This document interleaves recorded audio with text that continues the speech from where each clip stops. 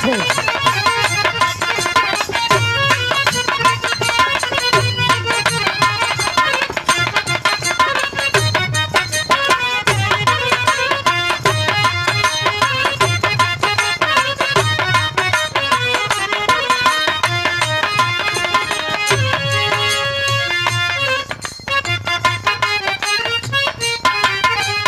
एकरा पहले बड़ा सुंदर गीत के संकेत मास्टर किलन ह। कोनो लड़की के देख करके कोनो लड़का कहता एगो बात सुना ना, का कहे मास्टर?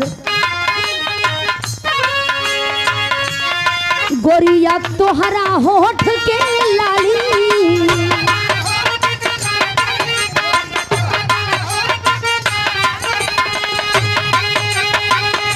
वो हमरा दिल में बसल मत वाली,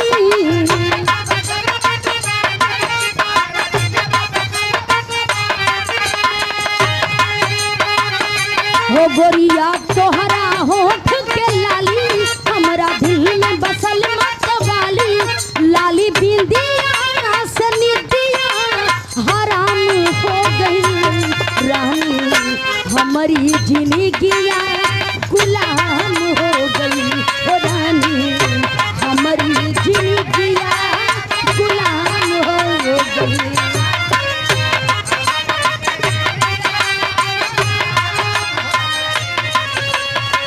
लेकिन गौर करेंगे पूरे दुनिया के कोने कोने में बाबा विश्वकर्मा जी के पूजा होला, इसीलिए कहना है उस प्रभु को विश्वकर्मा भगवान के बारे में कैसे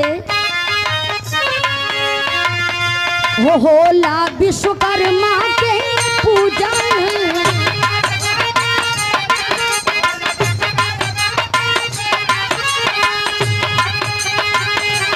ऐसन शिल्पकार ना दूजा,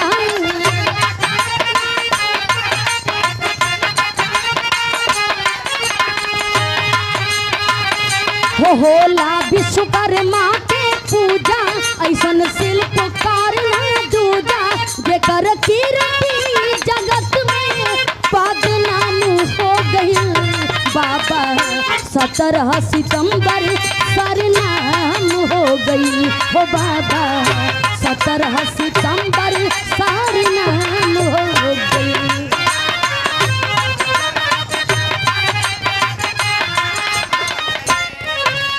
गौर करेंगे बाबू 17 सितंबर को दुनिया के कोने कोने में वैज्ञानिक हो, सुनार हो, कोई भी कलाकार हो, बाबा विश्वकर्मा के पूजा लोग करेलन। यही से कहना है क्या प्रभु आपका महिमा कितना परंपार बा।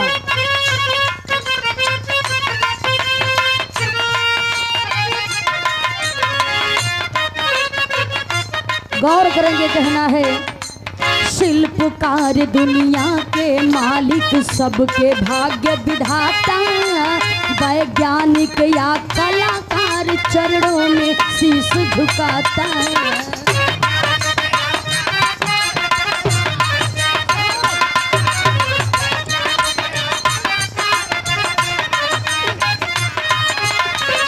वो ब्रह्मा विश्वकर्मा लगे जाई,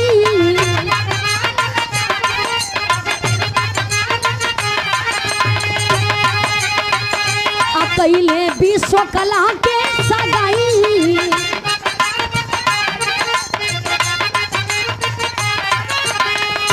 ब्रह्मा विश्वकर्मा लग जाई, कैले विश्व कला के सगाई, फूल बारिश गगन में नाम हो गई बाबा, 17 सितंबर सरनाम हो गई हो बाबा, 17 सितंबर सरनाम हो गई।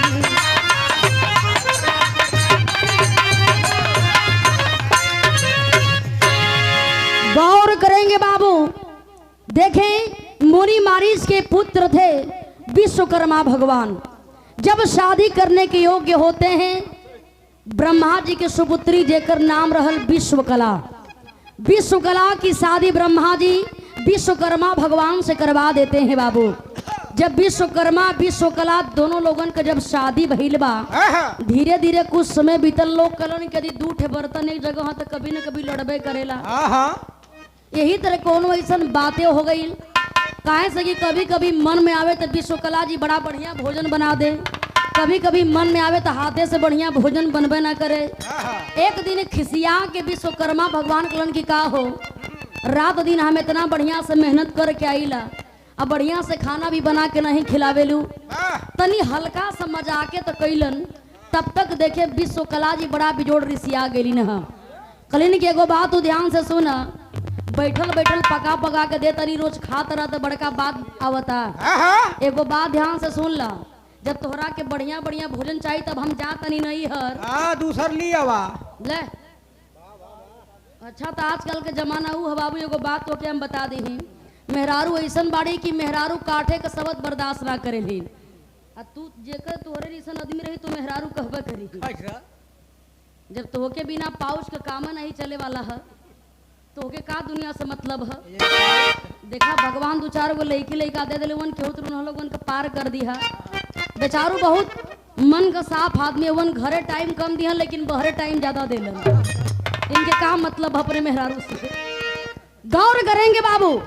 देख आखिर विश्वकला जी बड़ा बिजोड़ रिश्तेली न कलिन की हम जाता नहीं, अकेले बनावा अकेले खा। अब हमके ना तो तोहरा के जरूरत बा ना तोहार हमके जरूरत बा। यही तरह रिसिया के अपन झोला ओला उठा करके विश्वकला जी देखे अपने पिताजी के घरे चल गई। जब अपना बाबूजी के घरे चल गई इधर तो देखें विश्वकर्मा भगवान बड़ा परेशान हुए। कलन की आखिर हम करी तो का करी, मेहरारू तो कोहाइये के चल गई। लेकिन कला के सागर विश्वकर्मा भगवान जी बाबू देखें एक लकड़ी के विश्वकला तैयार कैलन। जब तैयार करके सुंदर औरत बनौलन तो भैल का मास्टर यहाँ गीत लागल।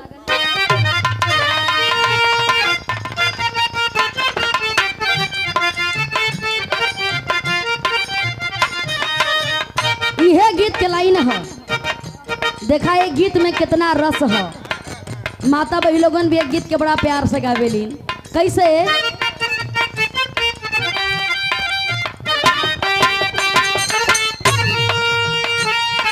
फेंक दिहनी थहरिया,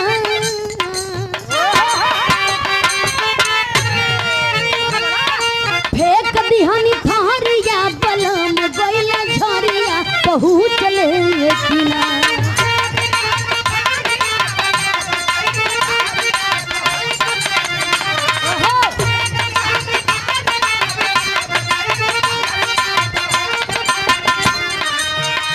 लेकिन इस गीत बा, लेकिन गौर करेंगे बाबू आखिर विश्वकर्मा भगवान जी कला कैलन ह बा, बारे कला के सागर विश्वकर्मा भगवान कैलन ह का। लकड़ी से दूसरी बनवले जननमा भवनमा पेना।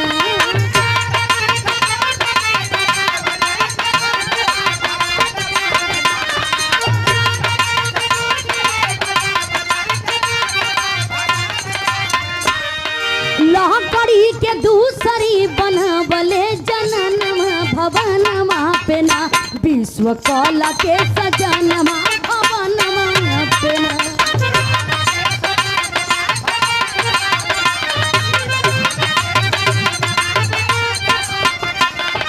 गौर करेंगे बाबू लकड़ी का विश्वकला विश्वकर्मा भगवान बना देहलन। जब बनैलन हा सुंदर नारी एकदम डिटो 2 कॉपी विश्वकला का 2 कॉपी बना देहलन। लकड़ी के बना देहलन, जब बनैलन ओमन जान भी डाल देहलन, विश्वकला बन के तैयार हो गई। तब तक वही समय देखे नारद मुनि कैलन ह का। नारायण पुकार कैले आके नारद गानी, नारायण पुकार कैले आके नारद ज्ञानी, विश्वकला आई के पिलौली मुन के पानी।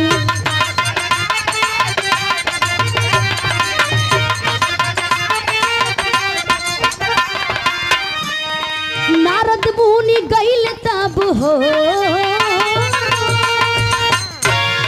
नारद मुनि गइल तब ब्रह्मा के मकानमा भवनमा पेना।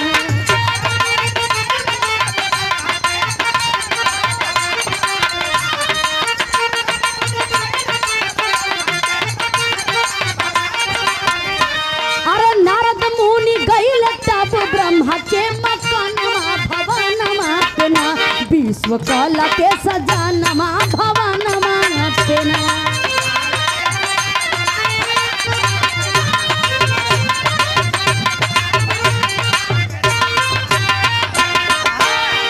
गौर करेंगे बाबू, नारायण नारायण पुकारते पुकारते नारद भगवान विश्वकर्मा के घरे पहुंच गईलन।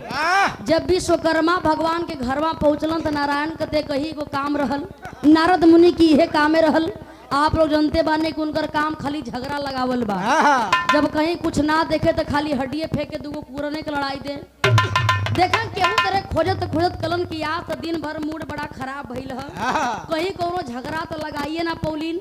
तब तक विश्वकर्मा भगवान के यहाँ नारद मुनि पहुँचलन है। जब पहुँचलन जवन लकड़ी से विश्वकला जी तैयार रहलिन, ए बाबू लकड़ी से जवन विश्वकला जी बनल रहलिन, दौड़ करके जा करके विश्वकर्मा भगवान जी कलन की तनी एक काम करा। देखा नारद मुनि आल हुवन, ए विश्वकला जल्दी से पानी लिया करके इनके पिलावा भाई, इनकर नाम में दुनिया में बड़ा गुजेला। ए बतिया के जब वही लकड़ी के विश्वकला जी सुल्ले बाड़ी घर के अंदर गेली, दौड़ करके पानी लेके अली न। पानी के लेकर के नारद मुनि बड़ा प्यार से पी करके सोचलन कि अब तो लगत बा कि कहीं बात बनिए ना पाई। पानी पी करके वहीं से विश्वकर्मा भगवान के घर से सीधे जा करके ब्रह्मा जी के घरे पहुंच गईलन। जब ब्रह्मा जी के यहाँ पहुंचलन, ब्रह्मा जी जैसे ही विश्व नारद मुनि के देखलन हाँ, देख करके अपना बिटिया विश्वकला से कलन की ए विश्वकला नारद मुनि आइल बड़न, तनी इनकर खातिर भाव तनी बढ़िया से कर। कहाँ से के बिना तार के वायरलेस महाराज, अब बिना तार के वायरलेस दिखाई है कहाँ से कि भाई नारद मुनि के बियाह नहीं भई रहल, जानकारी इनके अच्छा है। गौर करी हन इतना बतिया जब ही नारद मुनि जी सुनन कलन किए भाई तो बड़ा लफड़ा लगत है भैया, आराम से बतिया ली। देख करके नारद मुनि बड़ा चकित हो गईलन, अवाक हो गईलन। आखिरी हम का देखो तनी वहां गईली न विश्वकर्मा भगवान के लगे, वहां भी विश्वकला लिया के पानी देली न। यहाँ ब्रह्मा जी के पास रही तो यहाँ भी विश्वकला लिया के पानी पियावत रही। आखिरी मैटर का हो आप तो नारद जी कलन की अब झगड़ा लगौले के इससे बढ़िया पॉइंट कोनो मिलबे ना करी। विश्वकला जी से कलन के सुना बढ़िया खुशी से आयल हो कि गुस्सा में नाराज होके आल हो। विश्वकला जी कलन की कई दिन से खाना बनौला से उनका स्वामी जी का पेट नहीं भरता, ऐसे हम कलन की अब हम जात नहीं नैहर अकेले बनावा।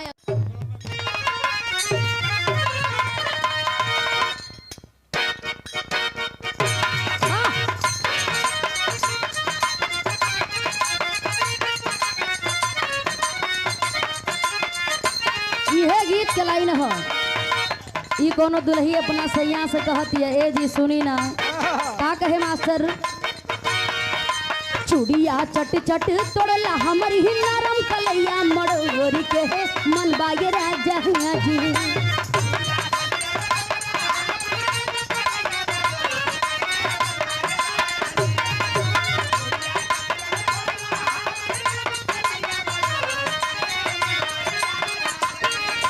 चूड़िया चट चट तोड़ला हमारी नरम कलैया मड़ोरी के है मन बाये राजा जी। आय हाय मन बाये राजा जी, अब पाटी के पाटी तोड़ के है मन बाये राजा जी।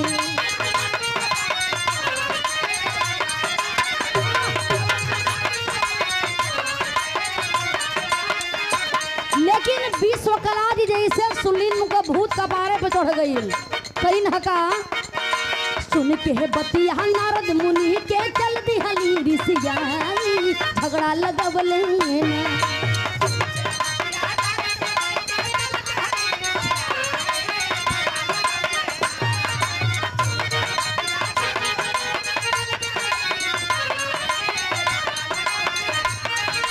सुन के बतिया नारद मुनि के चल दिहली ऋषिया, झगड़ा लगवले ना। हाँ हाँ झगड़ा लगवले ना, गईली बाबा भवन पे आई, झगड़ा लगवले ना।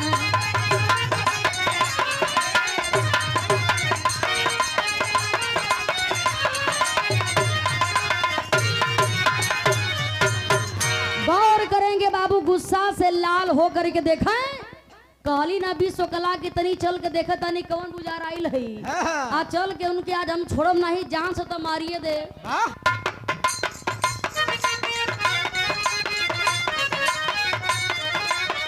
एगो रहली हम बन के अइलू का सबतिया,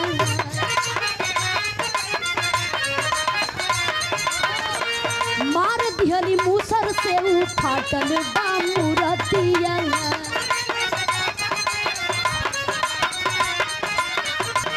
एक लड़की के जन्म उदिहल ही अपन प्राण गवाई, झगड़ा लगवले ना।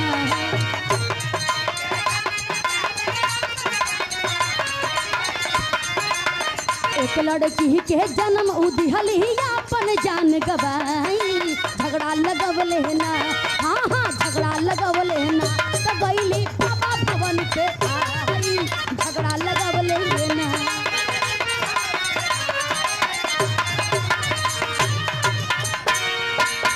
गौर करेंगे बाबू, गुस्सा से विश्वकला जी लाल होके जैसे ही विश्वकर्मा भगवान के पास पहुंचलिन, हाँ। जब अपना ससुरा में पहुंचले बाड़ी जाके देखत रही कि एकदम उनका 2 कॉपी दूसरी विश्वकला भी तैयार बाड़ी।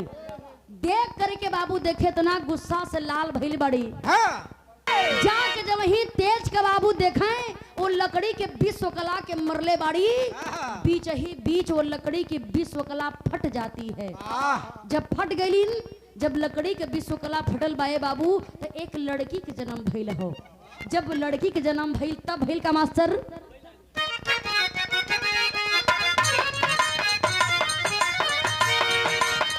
छोटकी से बड़ही भइले, बड़की से लोहारी हो।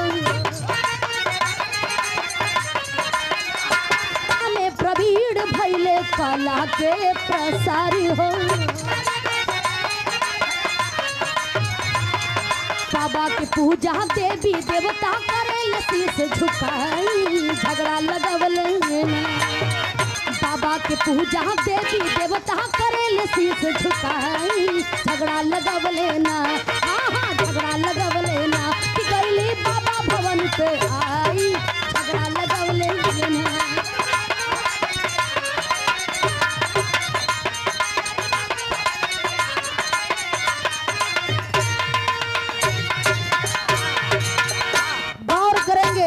वो तो विश्वकला बाबू लकड़ी के बन रही ना, जैसे ही बीचों बीच विश्वकला लकड़ी के विश्वकला जैसे ही बीचों बीच फटलिन, एक लड़की का जन्म भइल हो। जब लड़की के जन्म भइल तो उसी लड़की से बाबू देखें छोटकी से बढ़ई और बड़की से लोहार, यानी जोन असली विश्वकला जी रहलिन उनसे लोहार लोग भइलन। जोन की लोहा वहा का लोग काम जे करेला वो लोग विश्वकर्मा भगवान के पूजा करेला, और जो लकड़ी से जो लड़की पैदा हुई थी वहीं से बढ़ई लोगन की उत्पत्ति भइल हो। बढ़ई लोग जे लकड़ी का काम करेला, तो देखें छोटकी से बढ़ई और बड़की से लोहार, ये दोनों लोग पैदा भइलन और ये दुनिया में पूजा होला बाबू। और विश्वकर्मा भगवान के सब लोग पूजा करेला, जे भी जेकरे जेकरे अंदर कलाकारी बा, चाहे लोहा के कलाकारी होके, लकड़ी के कलाकारी होके, कौनो कलाकारी होके, लोग विश्वकर्मा भगवान की पूजा करेलन। विश्वकर्मा भगवान का महिमा अपरंपार बा, इनके महिमा के कोई आंक नहीं पाई बाऊ। कहानी खत्म भइल बा, आखिरी लाइन हम मास्टर